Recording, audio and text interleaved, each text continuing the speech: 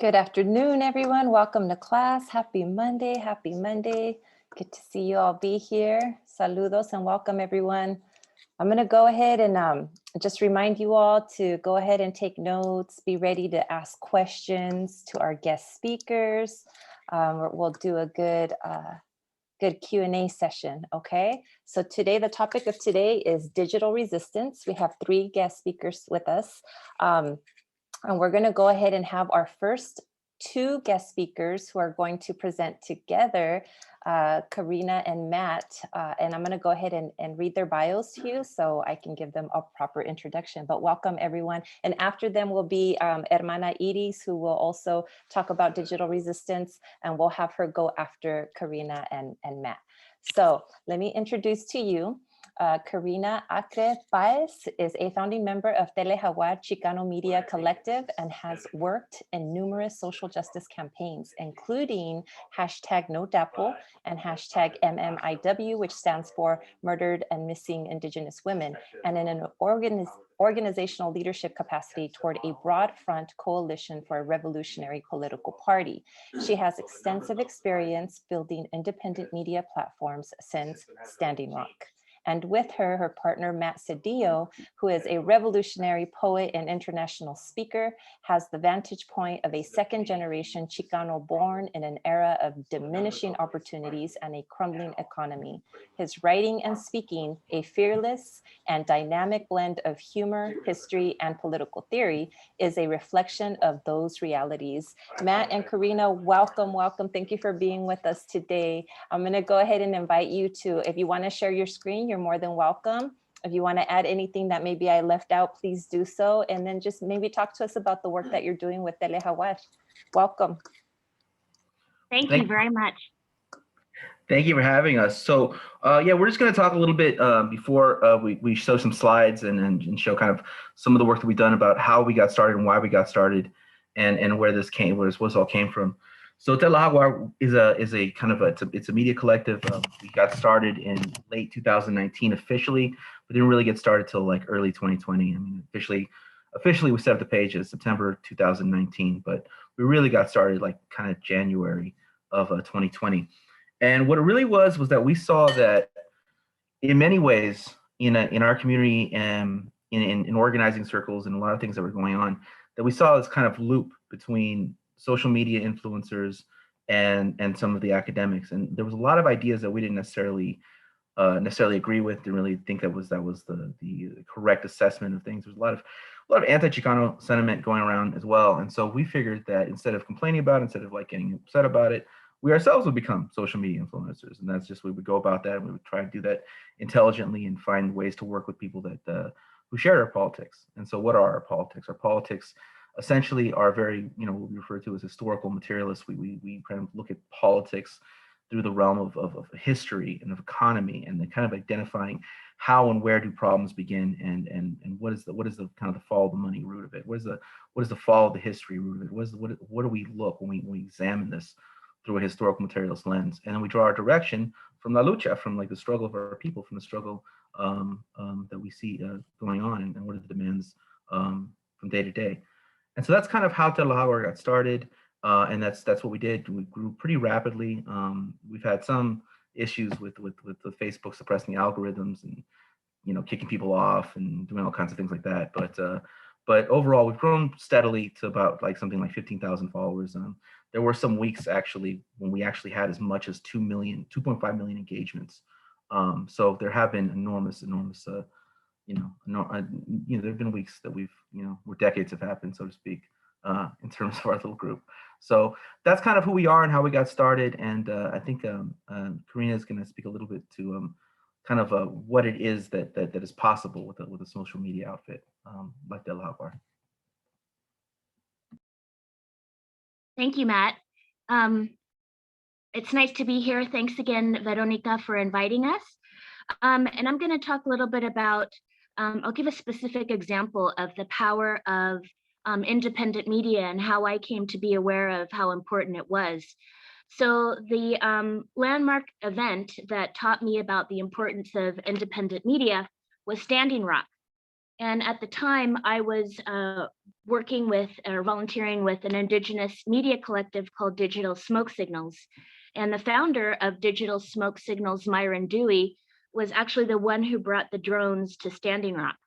So if you think about the impact there, the drones at Standing Rock were the ones that told the story of what was going on, right, when people couldn't do it. The drones were the ones that bore witness to the fact that drilling was going on, and that preparations were going on to start drilling even when it hadn't been approved yet. So as part of Digital Smoke Signals, we raised over $50,000 in donations to purchase phones, cameras, tablets, and drones, and then provide free training and free equipment to people at Standing Rock so that we could increase the number of independent journalists who were documenting activity there.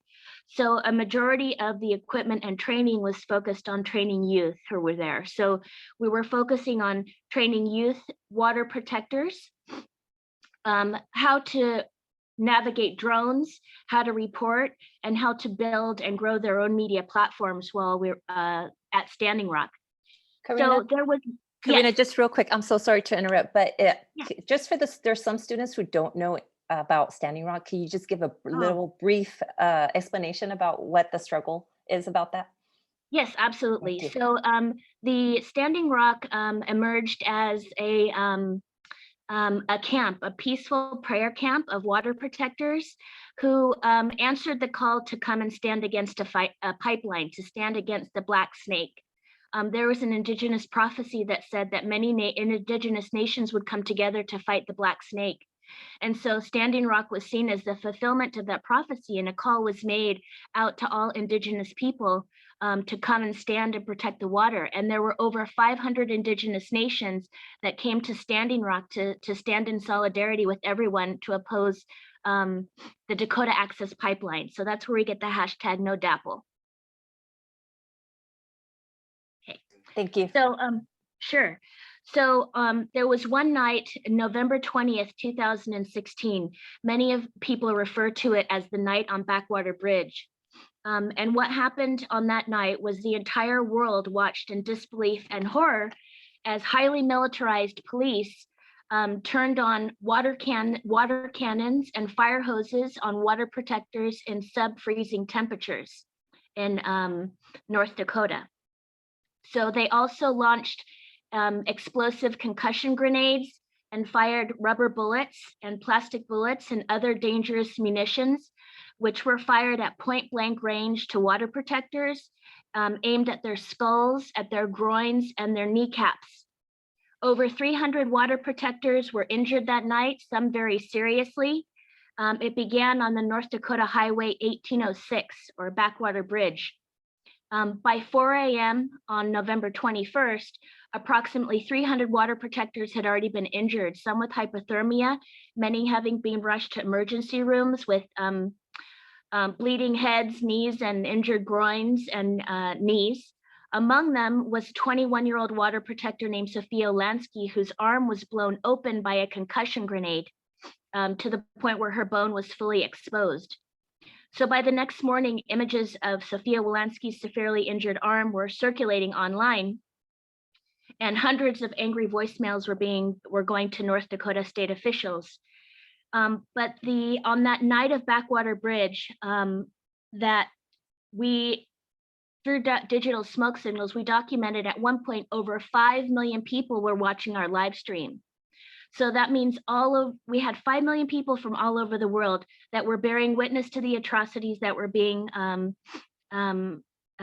pushed on water protectors by the militarized oil police and Tiger Swan, which is a private militia group who we later found out had been placed there. They were there without badges, without name tags, and they were part of this oppression. So the independent journalism at Standing Rock served to destroy the corporate media's narrative about what was happening.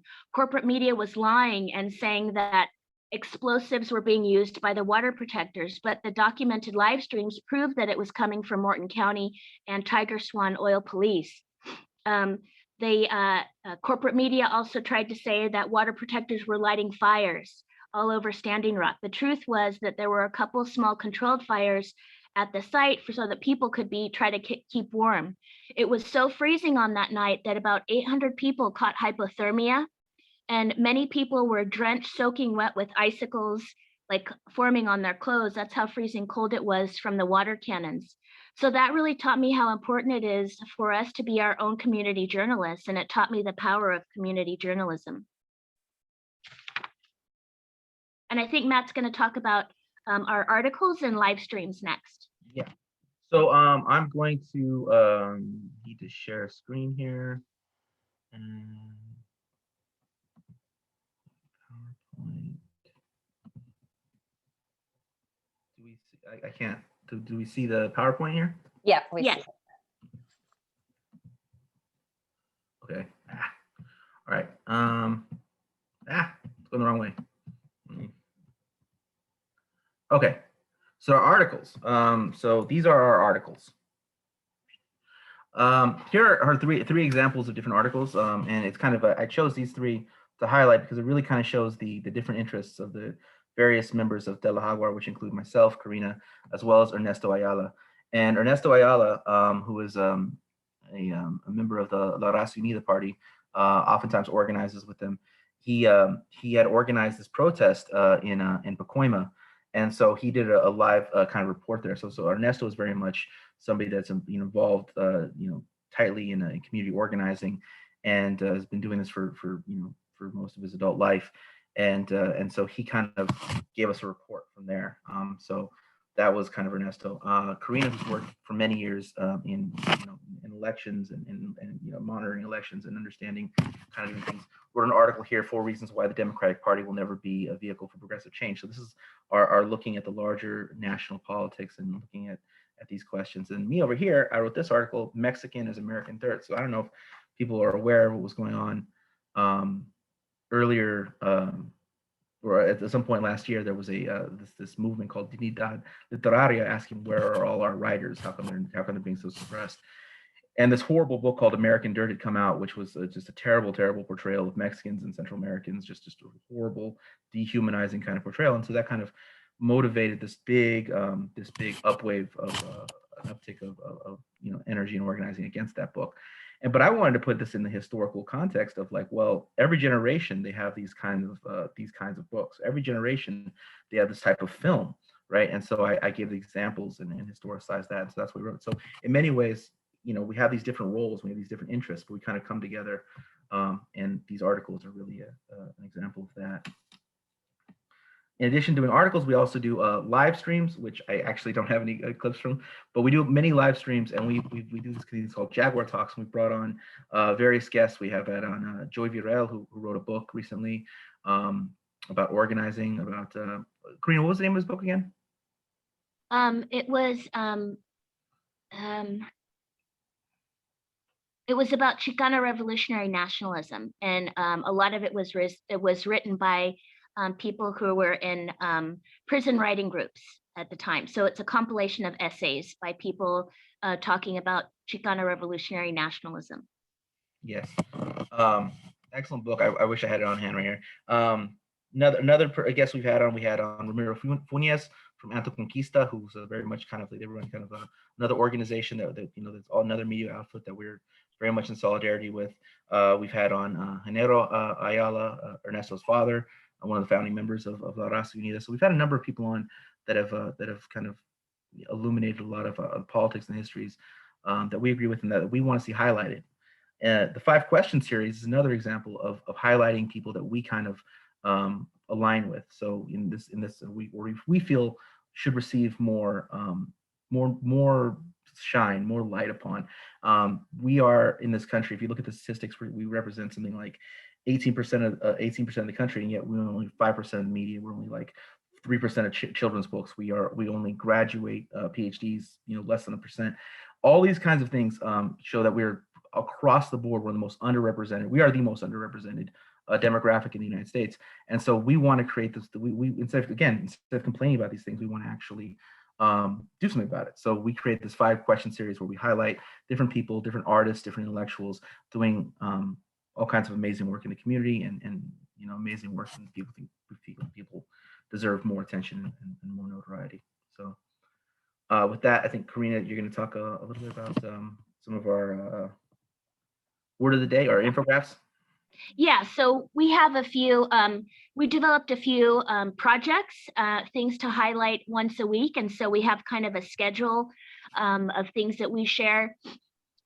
We want to share the Calo, which is kind of a Chicano dialect. It has many elements, different languages in it, but it's uniquely Chicano.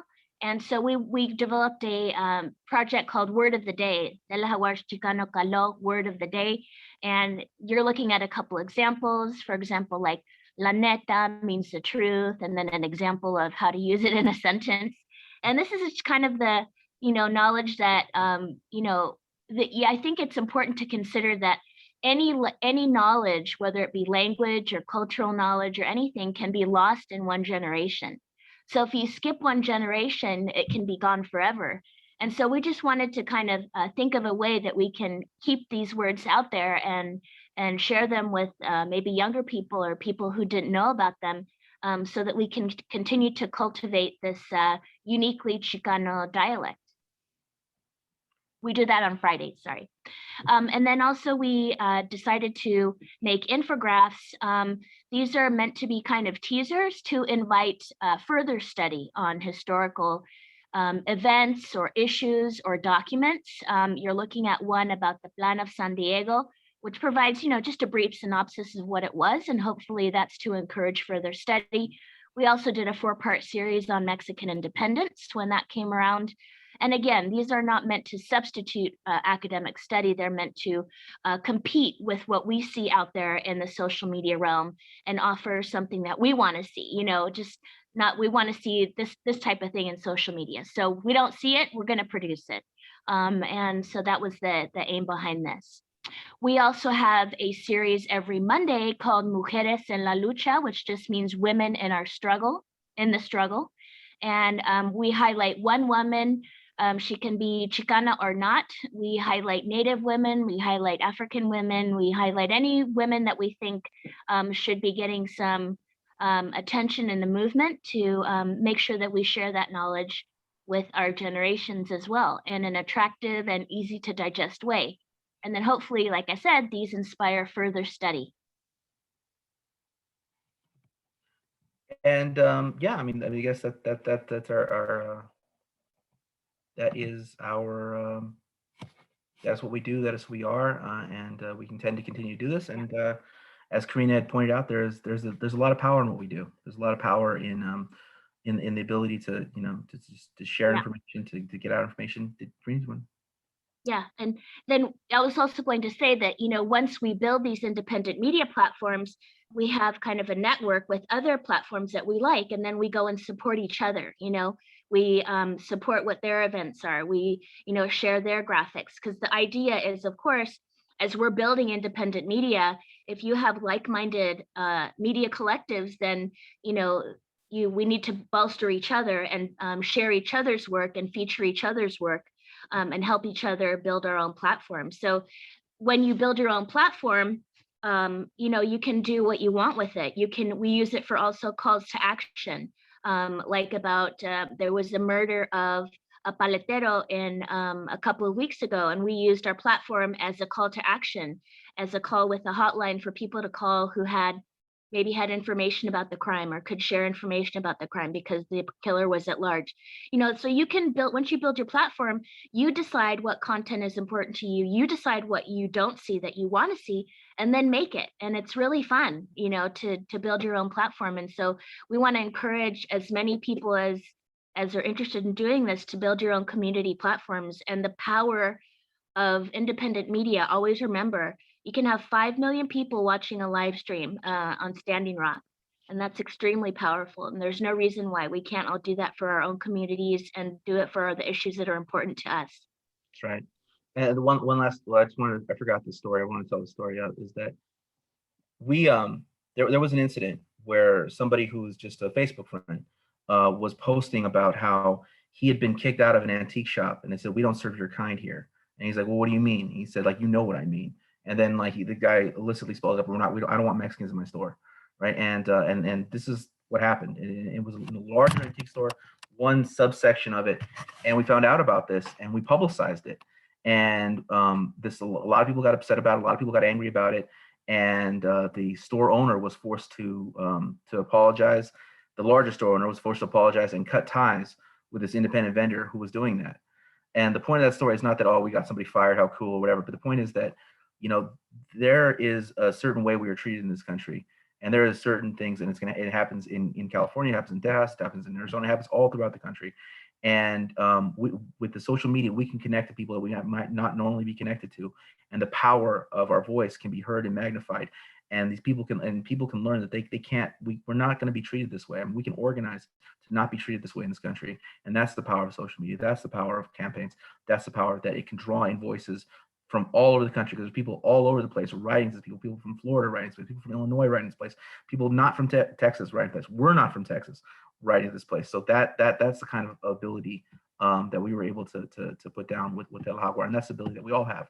And we need to really try to use social media in an intelligent way, connect across distances, and that's the kind of unique thing that we do as I guess social media influencers, whatever term you want to use.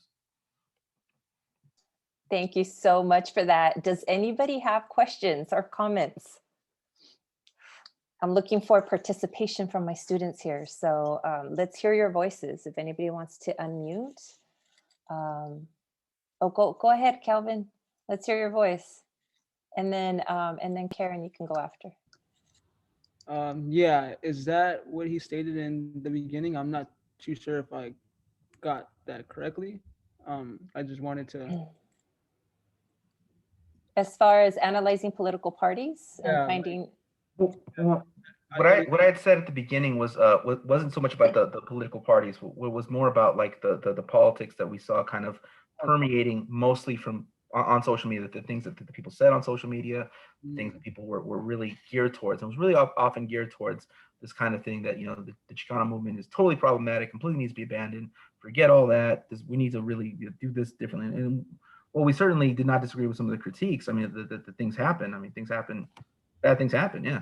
And those things need to be called out, and those things need to be eradicated. These need to be put out of the movement. But the idea that the entire movement, the whole of the movement, I mean, the reason why there is a Chicano studies, the reason why there are people going to school. I mean, like, we have to really understand like how things were at a certain point in time in this country, and things are still bad in many ways. But the gains that we do have came from fighting. Those gains we have came from fighting, and to abandon that fight, we will lose the things that we do have now. And so that is why we really felt the need to intervene on. That is what we felt we need to do, and we just set about doing it. We set about doing it intelligently, calmly, and a year later, we had a group that at 1 week had 2.5 million interactions. And I do just want to speak to that power of telling our own stories, because unfortunately, as you all know, the stories of even our indigenous ancestors have been told through a European lens, right? Through a Spanish lens, and it's all skewed and messed up. And so now we don't even know what to believe. We don't really have a full understanding of who we are as indigenous people on this continent. So that's just one example. But since the writing of history began on this continent, it's been written through that colonialist European lens, right? So it's very distorted. Our identities and our histories and our heritage on what we stand for as a people is completely distorted. So there is power in taking ownership of writing our own history through our own lens, through our own experiences, right? And lived realities. There's so much power in that. So if you're just gonna wait till somebody else goes and writes about it, it's probably gonna be skewed. Like, we have to write about our own history and be autonomous when it comes to that. So that's the power and what these good folks are doing in rewriting history in the way that it should be written. And a lot of folks say, well, why do we dwell on the past? Why can't we just get over it and move forward? And I hear that all the time. I hear it from people of all ages. And, you know, while we're working with educators to try to get them to understand what true equity and inclusion looks like in schools, and to understand what real ethnic studies is, you know, we'll get pushback from teachers that are not ready for those conversations, to say like, why are we dwelling on the past? Like, what's the big deal? Why can't we just move forward? And it's funny because it's like, well, if, you know, if we're not going to dwell on the past, then why are Eurocentric books being written about our past? You know what I mean? So, you know, that's one thing. And then when we write about our own past, when we talk about our own history and the struggles of our people, then all of a sudden, why does history matter? Right? It matters because it puts into context for the rest of whoever's reading this, a basic understanding, and then even more of a scholarly understanding of what has happened historically. And it can either be skewed or not, but the important thing is that you have to read a variety of books and perspectives, so that you can look at things critically from all these different vantage points, right? And then come to your own conclusion, like, well, what makes the most sense to me if I'm living this reality today? Right. So that's really important, to not have our voices erased and not have our own books erased and our own versions of history erased. So I very much appreciate what the both of you are doing. Karen, go ahead and share your comment. Hi. No, yeah, I was just, you know, talking about how if it weren't for social media nowadays and having, you know, our phones available on us, like you see it all over, like even the incident that happened this week with I believe it was I know the guy got pulled over and by a cop, and that he was pepper sprayed. And that the only reason we found out about it was because somebody luckily recorded the incident. And you know, it's unfortunate that if that didn't happen, that would have just gone unnoticed and nobody would. I believe the guy got fired, but again, he only got fired because he was caught doing that. And you know, that happens a lot, unfortunately, where if you're not being recorded, and it's gonna go under the rug. So I think it's really important that we share, you know, things like this with other people, so that they're aware of all the injustices that are happening, especially to people of color. For sure. Those are great points, right? Jasmine, go ahead and ask your question. And Isabella, I think it was the military guy who was pepper sprayed. I was just asking, what social media platforms do you guys like target most, like Facebook, Twitter, Instagram, or whatnot? And if you guys are willing to share those with us. Yes, absolutely. We are on Facebook, Instagram, Twitter, and we think we should probably be on TikTok. So that's probably something that we'll be looking to developing later. But right now we're just on the three big ones: Facebook, Instagram, and Twitter. And you can find us with the ampersand at Tele-Jaguar. And then that's the same for Instagram. And then for Twitter, we are at Jaguar Tele, Tele, like Telesur. We can put them, we can share them with Veronica too, and she can share them with you. Yes, please do. And I also wanted to ask both of you if there are ways that students can get involved, because, you know, you all still have to do your agents of change assignments. So if you all need help from students to help put together some material, or maybe some graphics or whatever that might be for your platforms. Yeah. And if you're interested in that, just go ahead and put your contact information in the chat, and students can reach out to you, connect with you. So students, if you're interested, here's a really great opportunity, and perhaps you might be able to start something on your own, you know, once you kind of understand how this works, and just start putting information on your own social media platforms as well. Okay, so Ricardo, you want to go ahead? I'm gonna log off. Okay, I know you have to go, Karina. Thank you for being with us. Thank you. Thank you all. Ricardo, go ahead and unmute. Okay, hopefully you guys can hear me. I think it's also really important that we have people like Matt and Karina that are doing, you know, that are amplifying our interests and our voices. And I think it's also, it's really tragic that a lot of their work sometimes falls on deaf ears for so many people that give the time to listen, still don't act on in some way, or like, you know, I don't know, that's just one of my thoughts. Right. Well, people that are actually going to go out and do things, right? People that are going to do to take risks and you know, live their life in a way where it's, you know, like I could lose something if I do the right thing, right? That's a group of people that are like self-selecting. You know, they're people are going to come forward and be brave, and do that. And that's something that's kind of inside of you. That's something that you know that drives you to like not be able to put up with injustice. But you might not be aware of what it is. You might not be aware of what's happening. You might not be aware of where the action is or where this is or where that is. You want to connect to something, but you can't, or you don't know. So it is true that the majority of people aren't going to do that, but there are a lot of people who will and who want to and who don't exactly know where to put that energy. And so in building a platform like this, hopefully we can provide a option of where to put some of that energy. We can provide an outlet, to really kind of strike against that, you know, to strike against that overarching that wall, that power force, that thing that's trying to bring us down, that oppression. And so that's kind of what we think, our way of looking at it. We do understand that most people don't want to risk it, and we're not even judging that, but we do know that those who do, it's a volunteer, it's a volunteer thing, and so we want to, you know, be a place where some of that energy could be thrown. And at the end of the day, like, even though that is a very, very valid point, Ricardo, at the end of the day, like, you all need to make that decision for yourselves, right? It's like people are going to do or not do what they do. But that's why in this class, I really try to help you all understand that you have the ability, you have the agency within yourselves to choose for yourselves what it is that you want to do.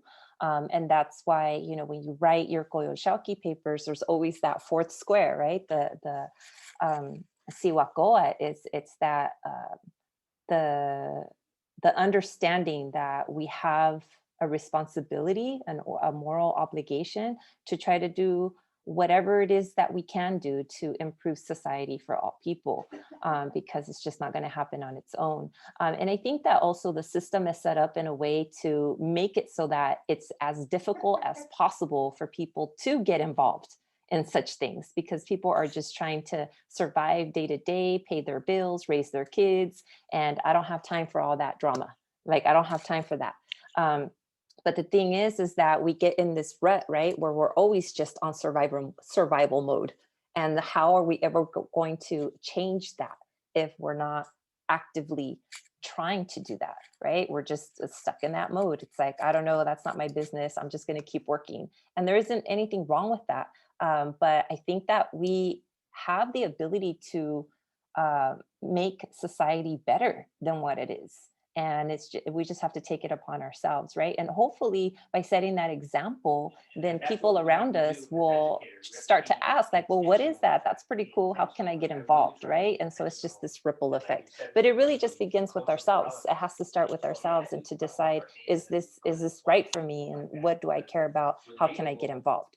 So, but yeah, you know, that's always the struggle. It always has been the struggle. It will continue to be the struggle.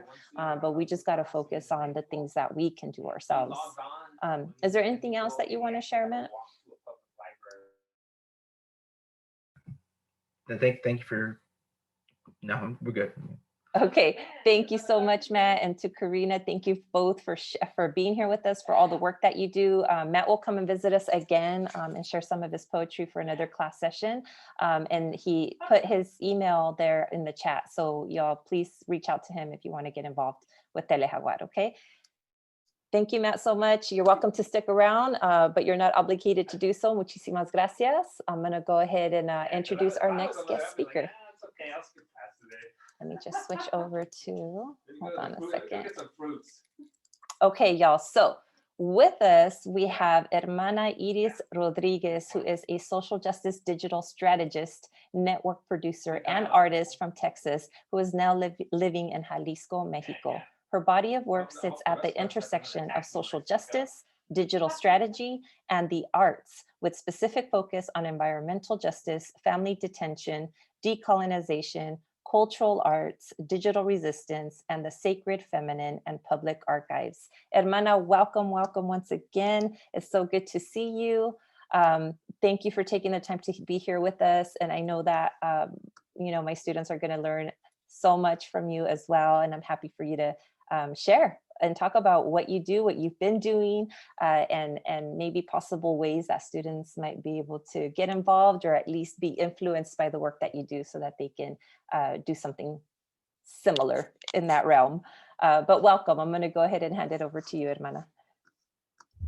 Hi, thank you. Thank you so much for sharing this space and for curating this space for those of us in the comunidad to share a little bit about what we do in our cultura. And also just specifically, thank you for making your videos public on YouTube, because some of us don't have access to Chicano studies. And it's so amazing that you're publishing it, and hasta los niños se pueden meter, the kids can go in and learn thanks to your sharing. So appreciate that. Hi, everybody. I'm Iris Rodriguez. I'm of Xica Media. I'm originally from Somisec, which is Texas. I'm from Yanaguana, San Antonio, born and raised out there. For the past 8 years, I've been in political exile, living in central Mexico, but continuing to fight the good fight online. I am a digital strategist, an activist for my community, and I've been doing this for the past 18 years. I actually kind of ended up in this space because when I was in my early 20s, I met someone who was fighting this major contamination lawsuit in South Texas. Turns out Monsanto was born in a Mexican-American barrio in South Texas and had polluted our community for generations. And finally, in the early 2000s, when I met the person that started the lawsuit, the community was organizing, but having a lot of trouble because at the time, the media did not want to cover brown faces, did not want to talk about all the contamination. And then considering it's Monsanto, like the last thing anybody wants to do is come out and speak against it too. So there was like this media whiteout, like we say, on the issue. And I was young and I had a camera and I knew a little bit of technology. So I was like, hey, you know, I'll help. So I went to the Valley to start recording people's testimonies, and that turned into 4 years of intense community organizing and documenting of a lot of suffering. So I ended up taking the things that I was, that the folks were sharing with me and publishing them piece by piece, super rascuacha on the internet. And this is in the time before Facebook, before Twitter, before social media. So it was super rascuacha. But I got it out there, and immediately, like in the first month, even though it looked super tacky, there was like 50,000 hits on that page. And all of a sudden the lawsuit, which was, I think it was 3,000 people against 30 different chemical corporations. They had been offering a settlement of $5,000 for all 3,000 people. And after the website, it jumped to 5 million. So I learned very quickly that there was a great deal of power in what we were doing in sharing and not putting a filter between the person who was sharing their story and getting it out there. Because, you know, the news will have someone talking over somebody or laying it out. And we were able to remove that filter and get that story out. So that's kind of where my journey in digital resistance started, with a lot of suffering, a lot of death, and having to be very careful with the way that the stories and the llantos and all that were being curated. Porque también, who wants to get online and see a bunch of suffering? So I learned a lot, made a lot of mistakes along the way, but over time and over the past 20 years have gotten the confianza of my people in Texas. I identify as indigenous, even though I didn't grow up with my tradición the same way many of us didn't. My peoples were missionized. So in my journey to decolonize, I also understood why a lot of our communities are contaminated, why a lot of our communities are dealing with similar problems from California all the way to Texas, all the way to Florida, right? Now, fast forward, I run Xica Media, which I do contract work for folks, educators, anybody that's interested in cultura. I help them package their stories and get it online with this focus on you owning your information, you owning your story, and not letting those filters get in between. I'd like to share my screen if I could. Let's see. Share my screen. Okay.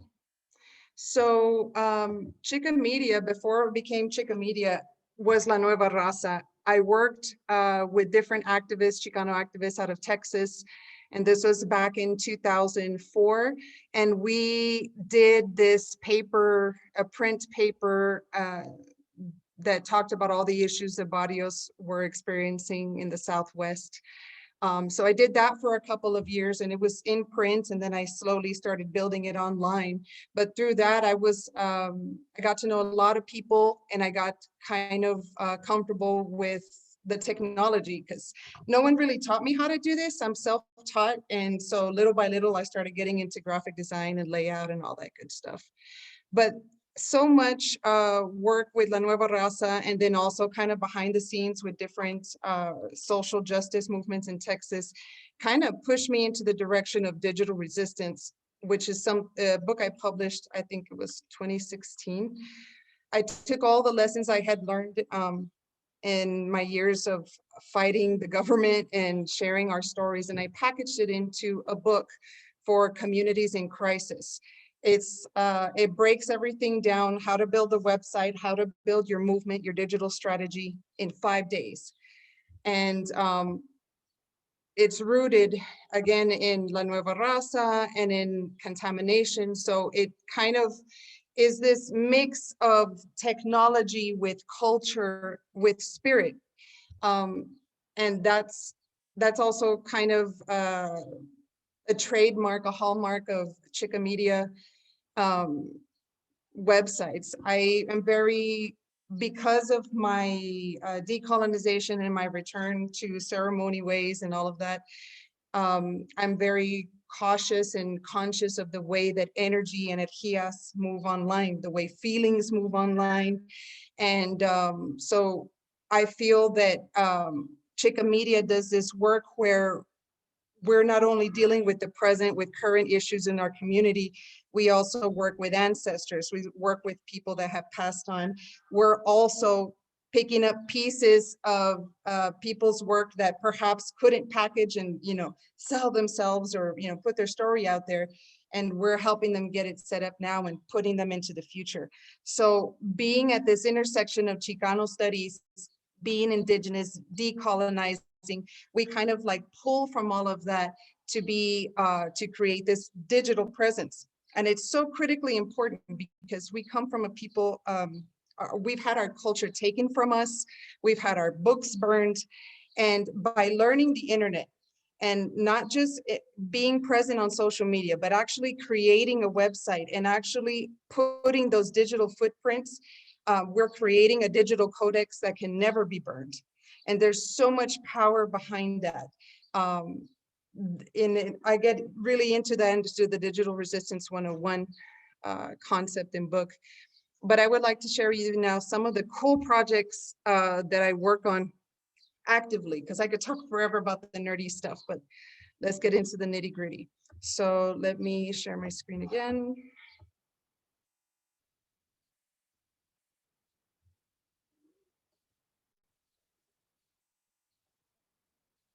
So Xica Media is my main site.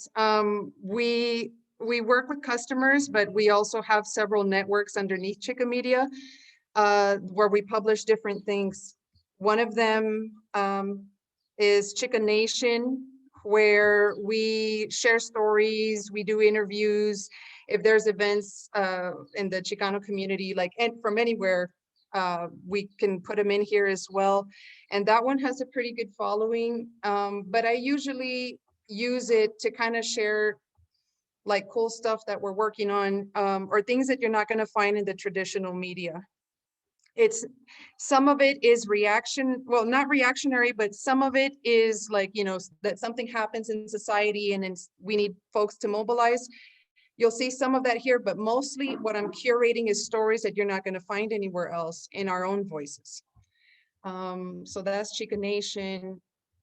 Next, I have Chicana Chronicles, which is specifically Chicana poetry and art. And that one's kind of cool. It's my personal favorite. And then we have, let's see, several others. For example, we're also in film and we're working on the documentary of Raul Salinas, who was a Chicano poet from Austin. We're working on his official documentary. And in this project, it's what I call working with the ancestors, where for XYZ reason, this archive of this ancestor has come into our hands, and it's our responsibility to carefully go through the information, package it, and digitize it for the next generation. So this is an example of this film, which we'll probably be promoting more in the next month or so. Here's another example of working with the ancestors. We're also doing, we also did the official documentary film on Emma Tenayuca.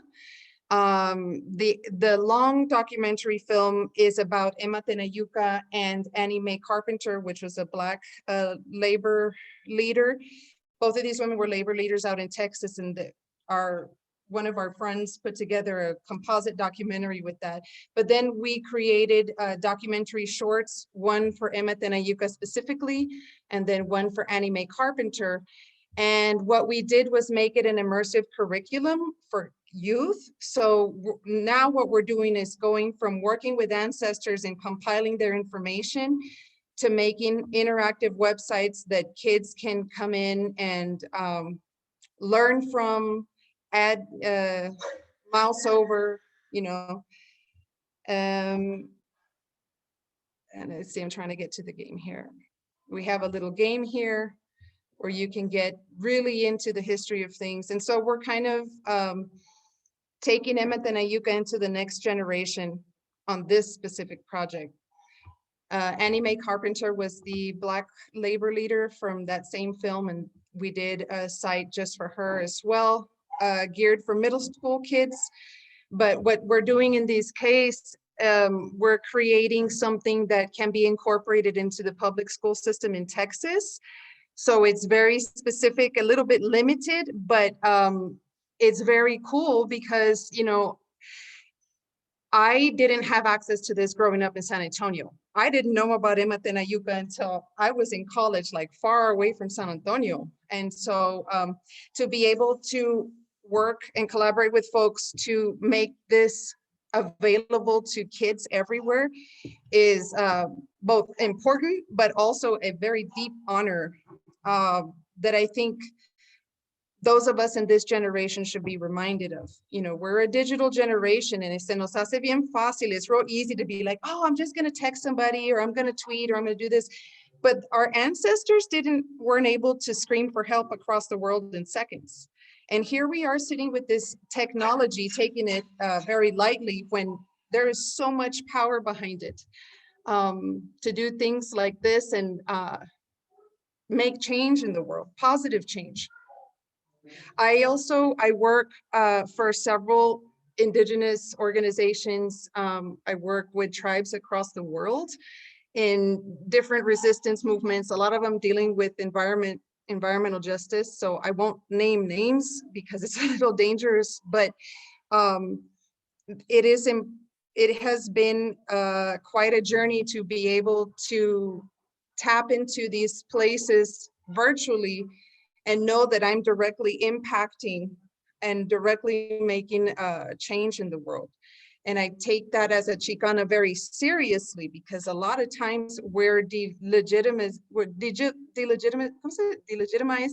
from having that indigenous heritage, I guess you could say, just because our names were taken from us through the mission system.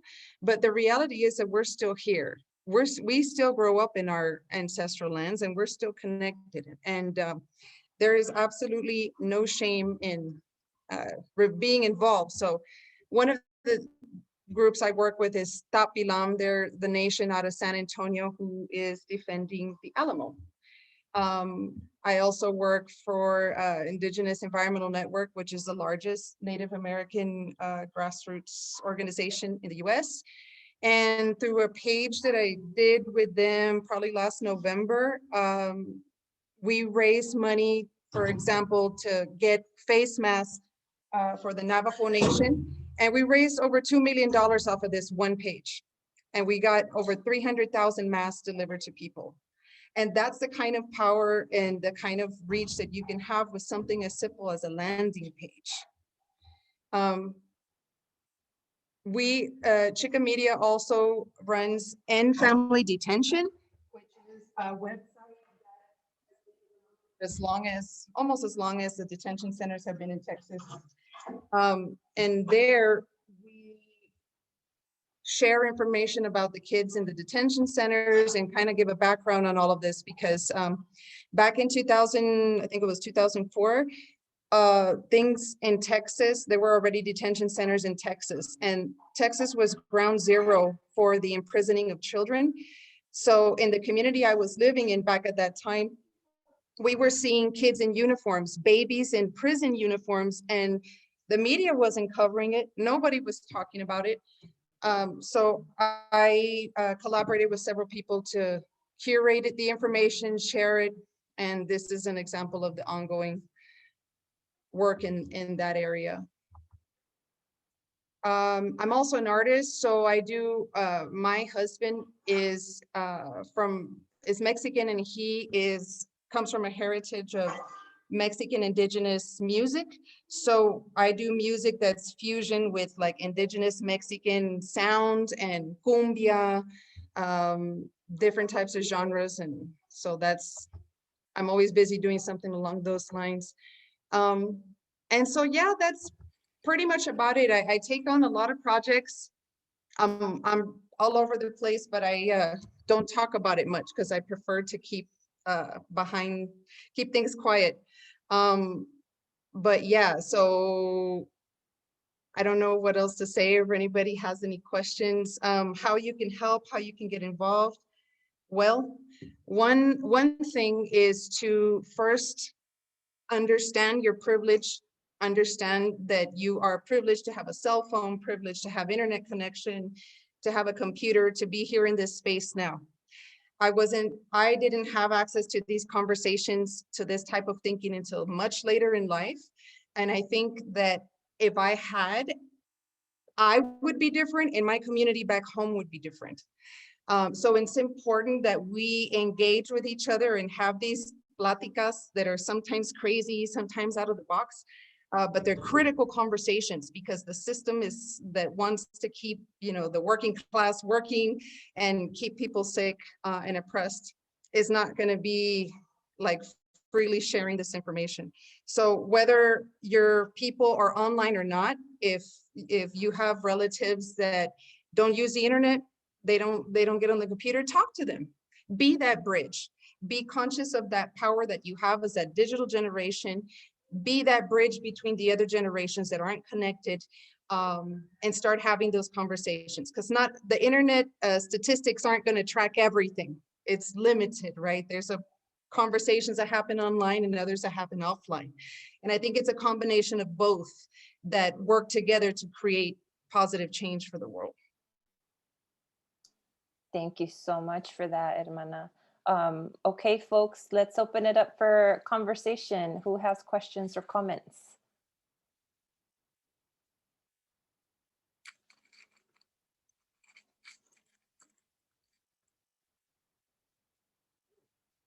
Don't be shy now. We want to hear your voices.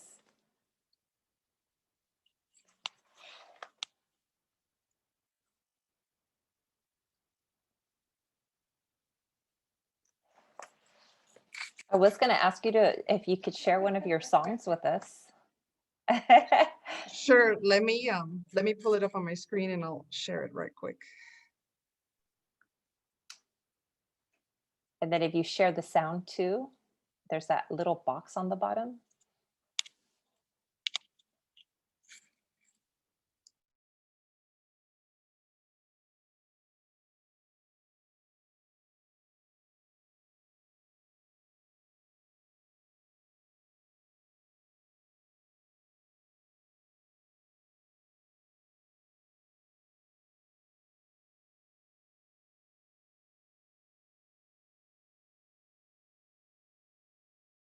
Te, ome, ye, now. La cultura nos cura. La cultura nos cura. La cultura nos cura. La cultura nos cura.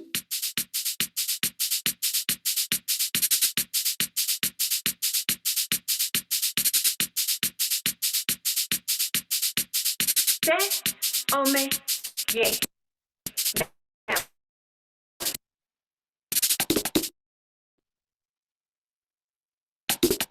La cultura nos cura. La cultura nos cura. La cultura nos cura. La cultura nos cura.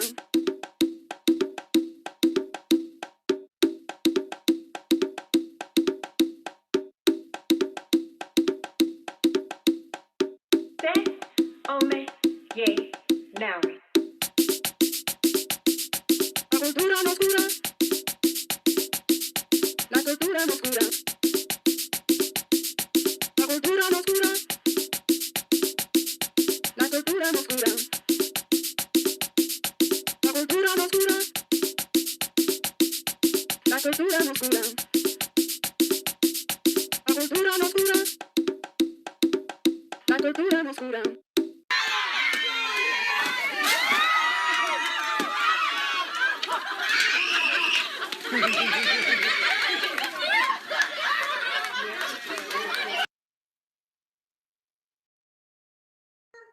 Can you So walk, that, can you walk us through a little bit, like what did that mean for you, and what is, like what was the thought process behind putting the video together? What was the messaging that you were trying to get across? And also maybe a little bit about why does la cultura cura in your eyes? well, this was actually an old video, but as an artist, what I try to do is community source my videos, my visuals, and bring in like what's happening on the ground into my art. And at that time for that video, Trump was announcing, like there was buzz in the air that he was going to run for president. So it just so happened that a friend of mine in Cali had a party where they beat a Trump piñata. And I was like, oh my God, let me use that footage. So I used that. And then I called on our followers to submit footage of them dancing specific danzas. And so the women that you see there, they're from all different parts of the border in the United States. And I just kind of threw everything together. Well, just to have something pretty, Chicana, and visual out there.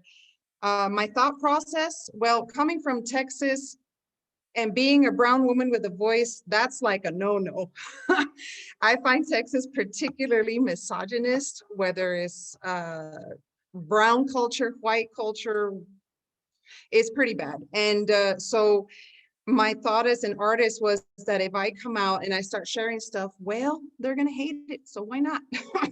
So I didn't think too much. I didn't get too intellectual on it. I just felt like I wanted to put my voice out there, and I wanted to also get over this thing. I don't know if other Chicanas have it or if it's like a Texas Chicana thing.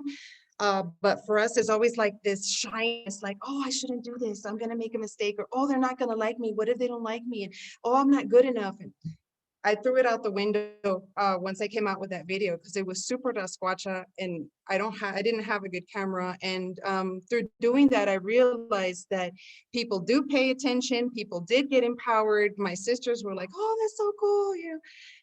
And it just kind of had a domino effect of a lot of ánimo that I didn't expect. And so I kind of have just stuck with it. That music is one of the genres that I do. I'm also a ceremonial singer. I'm a peyote medicine person. I come from the homeland where the peyote grows in Texas, so I also sing ceremony songs. That's another genre I have. And then we produce music that's strictly like indigenous, Mesoamerican, Mexicano, without any palabras and stuff that my husband does. And all of it, because the instruments that we use are instruments that our people have used for generations, even though the sound may be modern, hearing a huehue does something. It moves it from the inside. Hearing the teponazli, it does something. The ayacashlis, it does something. So our thought behind that is that, you know, we can be purists and stick with the instrumental earth sound, you know, ceremonial sound with our instruments. And we can also create a genre that's fusing into the modern sound, but that brings that spirit into the future. So we actually just dropped one CD and we're about to drop another, but I'm in the process of packaging and sharing that. And the idea there is, again, bringing the culture into the next generation and into the modern world. And, you know, there's going to be people that don't want to read. There's going to be people that don't want to sit and watch a lot of stuff. And there's going to be people that want to dance. And if I can reach the people that want to dance, or if I can, you know, take a little bit of folks suffering and put them in like a super good mood with their cultura, eso sana, that's healthy. And so I encourage those of you también that are in the arts, that are pushing your music, that are doing cool stuff, keep doing it. It does make a difference. Thank you for that. Thank you for that. And I'm just putting little notes in the chat, y'all, so that you can understand the language being spoken and the significance of those things. Questions, comments? Let's hear from you. I had a question. Can you hear me? Yes, go ahead. Okay. So like obviously I heard like the music and it sounds like really interesting and like beautiful. How long does it like usually take like to make that music? Like does it, like, because I know you said you had an album out, and like how long does it usually take? Does it usually take like years or months, or how does it work? I'll be really honest. Every project has been different. This last album took 2 years. But there have been times that I've come out with songs specifically for a movement or some kind of action that's happening. And it'll just go off like fire from the moment that I did it. Like probably one of my most popular songs that I have on SoundCloud was a ceremony song that I recorded when my babies were little. Like we were in a closet and my phone was terrible. And we started singing a peyote song. And that peyote song is still going viral on SoundCloud. I think I'm at like 34,000 plays, and it's just kind of crazy. So really it's, and that's kind of the thing with the internet too, that intersection, that space that no one really talks about with the spiritual stuff and the internet. I think that the internet is more like the spirit world than the physical world. And sometimes when I get a vision, if it's a song or if it's something that I feel I need to share, I know that I'm being given that instruction for a reason and I share it. And most of the time when I act fast like that, it'll just pop off. So that first ceremony song, I did it one morning and I had, I don't know, like 22,000 plays. I don't know, not too long after. So really it depends on, for me, it depends on what you're doing. What's the spirit behind it? What's the medicine you're sharing? What is your medicine, and how are you getting it into the world? And it's just, when you're on this road, at least for me with ceremony and getting back to my tradition, I lean a lot on my intuition and I lean a lot on what I feel nature is telling me. And interestingly, I feel like even though we disconnect nature from internet and all that, I have this sense that everything around us is interconnected. And so sometimes a message will come and that message is like, post this on the internet. And you're like, but the wind is telling me that. The wind shouldn't know that, but the wind does know that. So yeah, that's like a whole other conversation, but it all kind of depends. And sometimes the things you create on the fly, así, is because it needs to be así, and it'll have success así. Probably the most important thing you can do is follow your gut and lean into your intuition. And that's specifically one thing that they've taken from us as Indigenous women, is that connection to our intuition, that trust to really listen to yourself. So I think it all kind of goes back to that. And I also want to build on that. I love how you put that, because it is about listening to ourselves, our inner wisdom. And because in that inner wisdom are the voices of our ancestors. We carry their DNA. And because we carry their DNA, we carry their knowledge, their experiences, their traumas, and their ways of healing. We carry all that. It is embedded in our DNA, and it's scientifically proven that we carry all of that in our DNA. It's just whether or not we want to do away with the modern distractions and silence those distractions so that we can tap into that and be able to listen to that wisdom that we carry within. We carry our ancestors within us. We didn't just pop out of nowhere. You know, we come from a long lineage of human beings who have experienced life, and that DNA is imprinted, and those experiences are imprinted, and we carry them. And so that's really, really powerful. And what you said resonates with me, Hermana, as a danzante and as a visual artist myself. And people often say, well, how do you decide what you're going to paint? I'm like, I don't decide, it's decided for me. And it just kind of comes to mind, and then I have to put it on a canvas. And sometimes I don't even realize all the intricacies of what I'm painting until I have to like step back and look at it myself, as if I'm looking at it for the first time, like if I didn't even paint it myself. And so there's a lot of that messaging and a lot of that wisdom that is carried like just through it. I don't know how it happens. It just happens, right? It just happens. And so, but that means that I have to open myself up to be able to listen to that and be able to give permission to use my body as a vehicle to bring forth these messages. And so I totally feel and understand what you're saying, because it just happens. But Alex, you have your hand up. Go ahead and ask your question. Hello, can you guys hear me? Yes. All right. Yeah, one of my questions was, have you ever faced any criticism in any of your projects that you have done?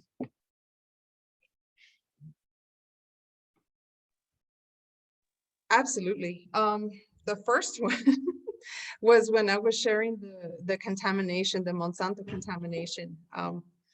That was pretty heavy. I didn't only face criticism for that. The freaking Monsanto and their lawyers went after me. I was hunted. My bank accounts were shut down.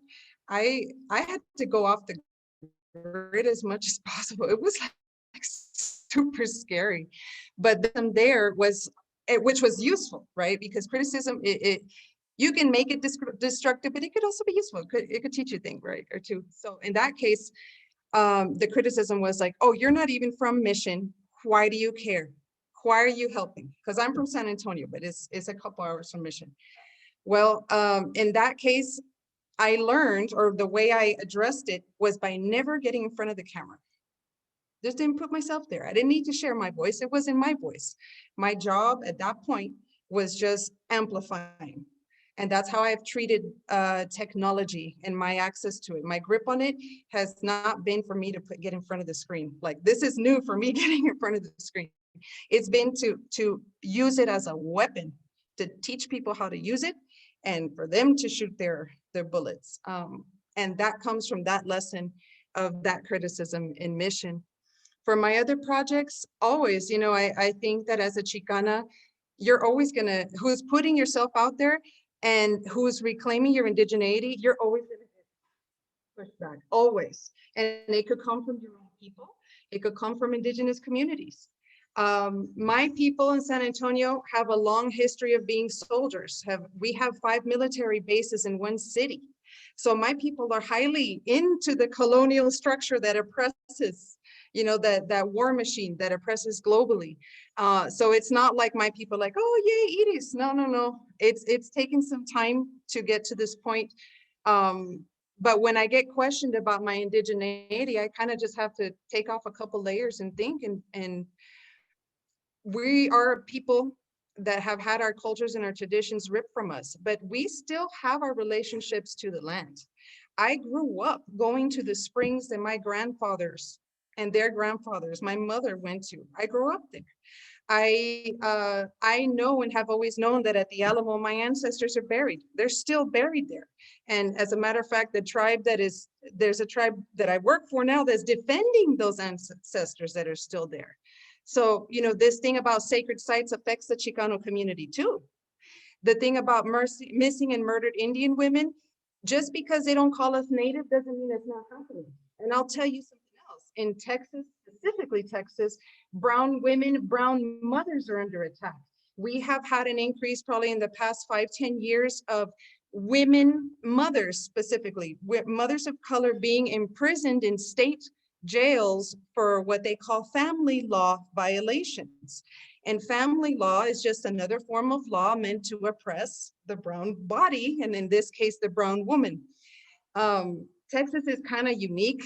It's kind of special with their hate. So if I'm a little anti, you know, Texas gringo, there's very solid reasons for it. It's the reason I'm here. But I can tell you that for me, I had to leave in order to continue to keep my freedom. But I have found so much freedom in being here and being online and deconstructing things virtually. So at this point, any criticism that comes my way, I feel like fully prepared to defend myself. But for the most part, nobody messes with me. Because you know, clients come to me for projects. The networks I work for come to me for strategy. So I'm not always putting my face out there. I must be in getting the work done. And sometimes the bullets I launch have to be silent. Very strategic. Thank you for sharing that. We only have a few minutes left, but we have 2 more questions for you. So Fernando, I'm going to have you ask your question, and then Brittany, you can be our last question for today. All right, thank you. So I just had a quick question. If you've ever tried peyote yourself? Absolutely. As a matter of fact, it's our birthright. Specifically, I can't speak for every so-called Chicano because we come from different tribes along that so-called border, but the medicine grows in my territory, and I didn't know anything about it. I didn't even know what peyote was until I was in my 20s, when I was feeling this yearning of like, who am I? Who are my people? What is my name? I always ask that. What is my name? Who is my tribe? And well, universe answered, and of course, as a matter of fact, not only do I pray with the peyote, I raise my children in the peyote. We are a medicine family.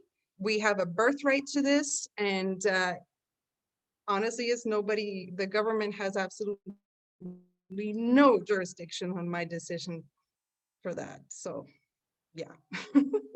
Thank you for sharing that so honestly. Thank you for that question, Fernando.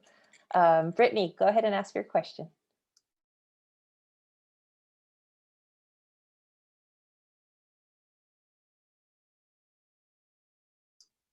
Are you there, Brittany?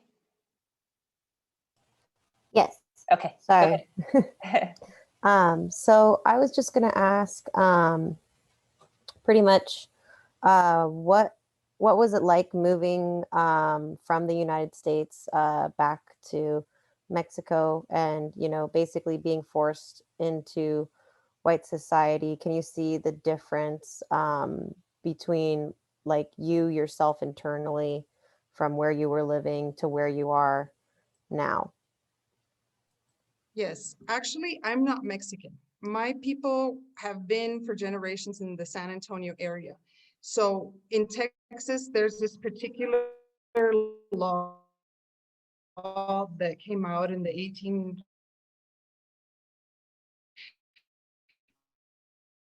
where a lot of my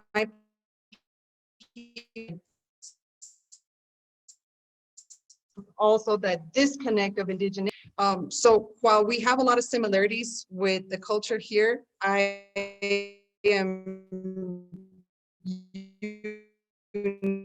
all the times. I didn't know anything about Mexico. Heck, I wasn't even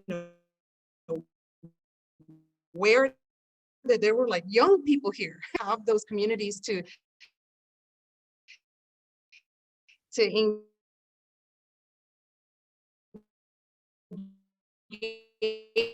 with. You don't shop.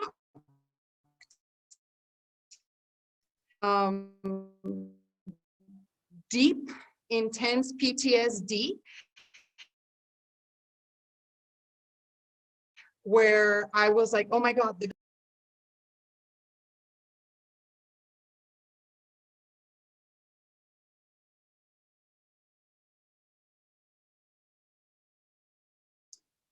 I think we lost her. Iris, are you Super there? crazy. Oh, you are there. Okay. Go ahead. You're just kind of coming in and out, so it's hard to make out what you're saying. I'm here.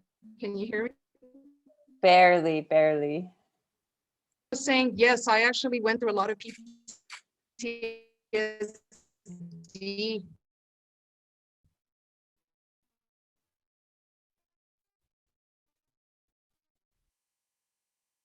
Hello, hello. Yes, we can kind of hear you. I think Can you hear me? everybody's trying to turn off their cameras to see if that helps. But yeah, we can make it out now.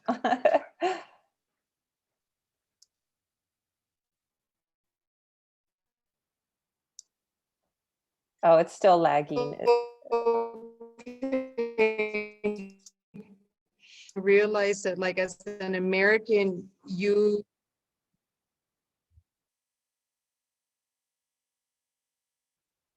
can you hear me now? The only time we can hear you is when you ask, can we hear you now? And then after that, it cuts off again. But I think we have a little bit of the pieces that we're able to put together. You want to try again? Just a quick recap of what you said. Sure. So I was saying that it was the first 2 years were really bad psychologically because I felt like I was constantly being monitored. And that comes from a lifetime in the police state known as the United States and Texas. So here in Mexico, it's not like that. So it was, you know, I came also dealing with a lot of racism because Texas racism is kind of its special flavor. And so I had to peel back a lot of hate and a lot of anger and go through a lot of ceremony to get into a better headspace. I miss home. I wish I could go back, but honestly, I feel like the work I'm doing virtually is affecting my territory, is affecting my people so powerfully that I don't think I would be able to do it if I didn't have the peace that I have from living outside of that jurisdiction. Wow, that's a powerful way to end. Thank you for your sacrifice. Like, you have to be away from quote unquote home, but you know, todo pasa por alguna razón. You know, everything happens for a reason. And just much love for all of those sacrifices and everything that you do behind the scenes, and you know, just being a keeper of culture as well. And thank you for that. I truly appreciate you sharing. Are there ways that students can help you in any of the projects that you're working, even if it's just, you know, extra help on the side that you can use some extra, like, oh, somebody could take care of this for me? If so, and no pressure, if you know, not everybody works that way, but if you could use some help, maybe you could put your contact info in the chat, and then folks can just reach out to you and see how y'all can collaborate. Also want to thank Matt Sedillo and Karena. Matt, thank you for sticking around. I know that we're over our class time, but I really, truly appreciate you being here and looking forward to your next visit. And I think next week, in 2 weeks. Yeah, we'll see you again in 2 weeks, Matt. But folks, please go ahead and unmute yourselves so that you can say your goodbyes and thank yous to our guest speakers. Thank you. Thank you. Thank you. Thank you. Thank you. Thank you. Thank you.